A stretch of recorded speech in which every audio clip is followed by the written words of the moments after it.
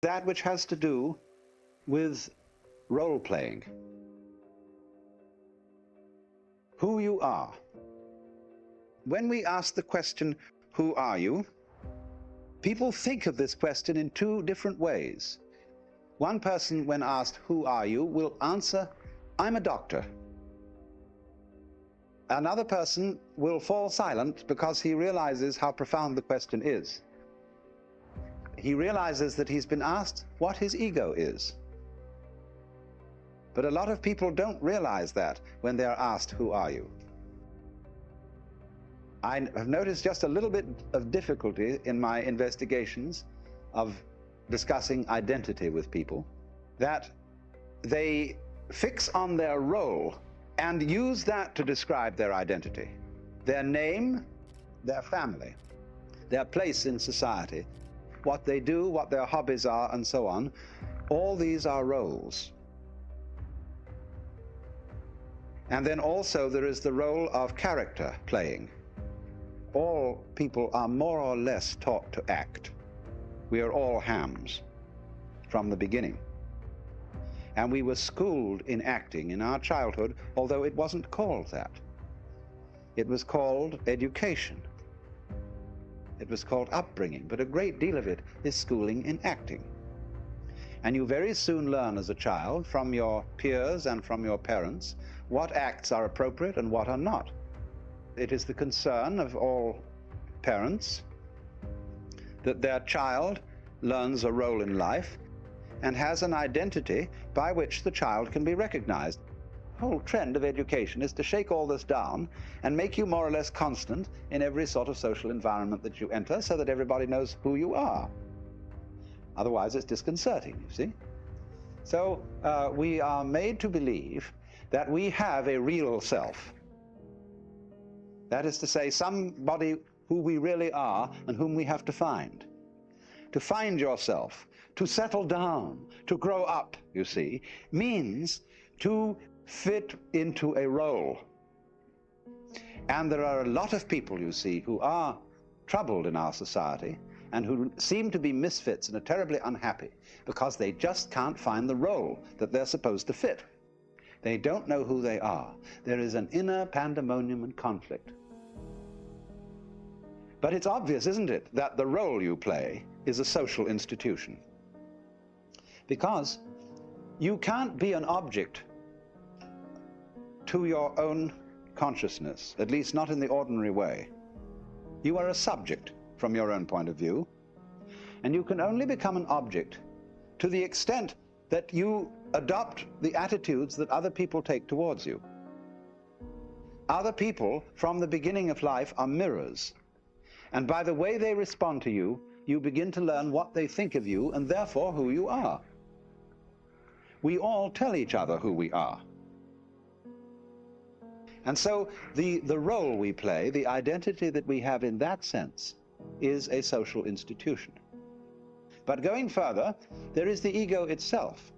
There is this feeling that inside us there is an I center which receives experience and directs action. And this is the inmost myself. And we have all, of course, been taught in this day and age that if this is not our soul, it is a function of our body, it is a chemical sort of efflorescence of the brain, the feeling of I. Now, as I have told many of you before in various ways, this sensation of being a separate I, cut off from all other I's, is an illusion. It's a pure hallucination, because that is not the way we are functioning physically. We are functioning physically not as separate entities, but as beings that live in such a close relationship with everything else that there really is no way of dividing us from it. And so you see the mystic in all times and places discovers the illusory nature of this ego and realizes with a glorious shock that the true I myself, the thing that one really is fundamentally, is the entire game. The works Some people call it God, or Brahman, or the Tao, or whatever you want. The name doesn't make the slightest difference. Fundamentally, what you are is the which than which there is no whicher. And so relax, don't worry. Because you don't, you see, this doesn't ordinarily come into consciousness in just the same way that the structure of your brain doesn't ordinarily come into consciousness. It's very much there. But you don't see it directly, and you have no memory of it. So in the same way, you have no memory of being the which in which there is no whicher. But there's no need to have a memory of that, because the thing doesn't need a memory. Memories are only necessary for creatures that have to defend themselves. And to creatures that have problems, they need memories. But the perfectly gloriously happy person wouldn't remember anything, because every experience would be completely satisfactory. All memory is really a form of regurgitation of undigested experience. But you see, also, don't forget, as we all know, memory can be fun, and so can burping. And but memory isn't necessary for the whole thing, except in certain brief forms of memory, where the continuance of anything at all, you see, of any particular form, is a sort of memory, in the sense that it's a repeated gyration of certain physical vibrations. But it's possible, you see, to wake up and realize that your ego is a game, and that what we call the necessity for survival is also a game. But society is playing a very, very weird game, the first rule of which is this game is not a game. This game is serious.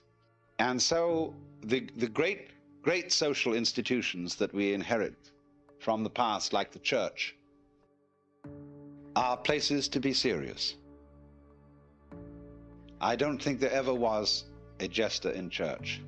Of course, the church formed itself around a particular jester, and who couldn't be stood and so had to be crucified. It was just too much.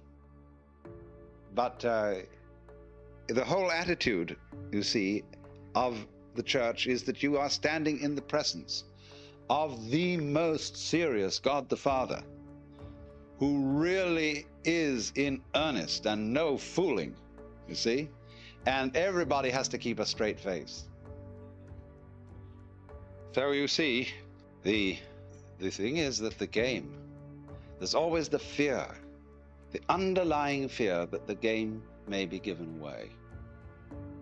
If we can make believe that the game is real, whatever that means, we are not really very clear about that. But somehow we know what it means in our bones if we don't know very well in our heads what is for real. And we're always testing things out, what is for real. But when the whole world game becomes too real and people become too earnest, it's highly necessary to play a new game, which is the game of game against non-game. As how far can you get away with giving the show away about the game? Nobody really wants to go the whole hog until you're ready for final nirvana. You know, then you give the show away so far as you're concerned. And that's it. But in the meantime, the fascination of seeing how to put together, knowing it's a game, and still playing it. And doing this is what in Mahayana Buddhism is called being a bodhisattva. A bodhisattva is a person who doesn't give his show away completely. He doesn't simply release his consciousness from playing the human game. He is released and yet still in it. He knows the human game is a game, but he goes on playing it with considerable gusto. And his gusto derives in a great deal from the fact of knowing it's a game. You see, you can do that.